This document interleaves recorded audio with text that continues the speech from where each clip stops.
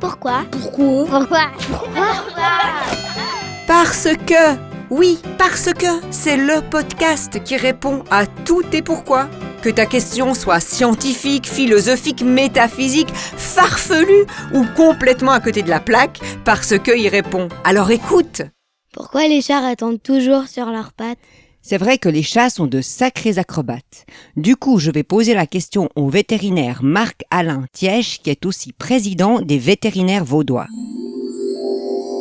Alors voilà une question bien passionnante, mais je dois déjà te dire que ils tombent malheureusement pas toujours sur leurs pattes. C'est vrai qu'ils sont capables de faire des miracles et de tomber la plupart du temps comme il faut sur leurs pattes, mais pas toujours. Alors le chat, tu l'as peut-être déjà observé, il est capable de faire plusieurs choses. Alors la première, il chasse. Pour chasser, il saute, il fait des bonds pour attraper un oiseau, pour attraper un insecte, et là il s'élance vers le ciel, et puis il doit se retourner pour retomber sur ses pattes. Alors là, il a en fait quelque chose d'extraordinaire, c'est sa queue, et puis elle va agir comme un balancier, et ce balancier va lui permettre de se retourner et de retomber de nouveau sur ses pattes. Et là, ça marche presque à tous les coups. Mais malheureusement, nos chats, ils vivent pas tous dehors. Le chat dont je viens de te parler, il est dehors, mais il y a beaucoup de chats qui vivent dans des appartements. Et puis, ces chats, ils aiment bien à l'extérieur, ils vont regarder, ils vont peut-être voir un oiseau qui passe, ils vont peut-être voir une mouche, une guêpe, une abeille, ou alors ils vont se mettre sur le rebord, et là, patatras, tout d'un coup, le chat, il tombe. Je suis vétérinaire et j'ai dû en soigner beaucoup de ces chats qui sont tombés, alors je les appelais des chats parachutistes.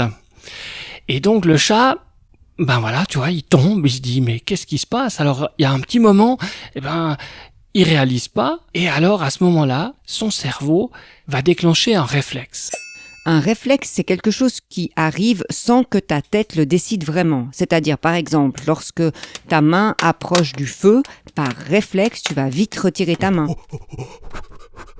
Par contre, si tu décides, par exemple, de te lever de ta chaise, ça, c'est pas un réflexe. Tu te dis, là, il faut que je me lève de ma chaise, puis ton cerveau, il te permet d'activer tes muscles. Le chat va commencer à tourner la tête.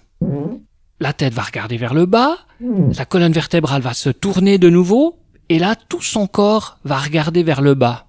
Et le chat va tendre les pattes pour essayer de se préparer à l'impact. Il va même un petit peu les fléchir pour amortir au maximum.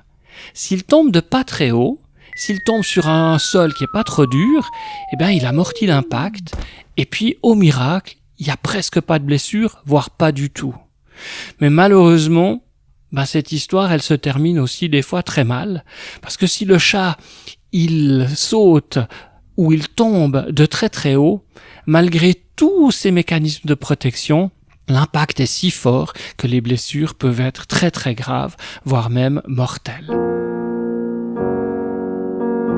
Oh, mais non, les pauvres. Alors tous les animaux n'ont pas ce réflexe. Nos chiens, par exemple, ils n'arrivent pas à déclencher ce mécanisme. Un petit conseil, si toi ou tes amis, vous avez un chat qui vit dans un appartement, mettez un petit filet, mettez une petite protection, et comme ça, nos chats ou vos chats que vous aimez bien, ils vont survivre et ils n'auront pas cet accident. Parce que, un podcast d'Ise Terola, soutenu par l'association Graines de Savoir, qui propose des contenus pour enfants et ados curieux. Si tu as une question pour un prochain épisode, tu peux l'envoyer à parcequelepodcast@gmail.com. À bientôt avec la réponse.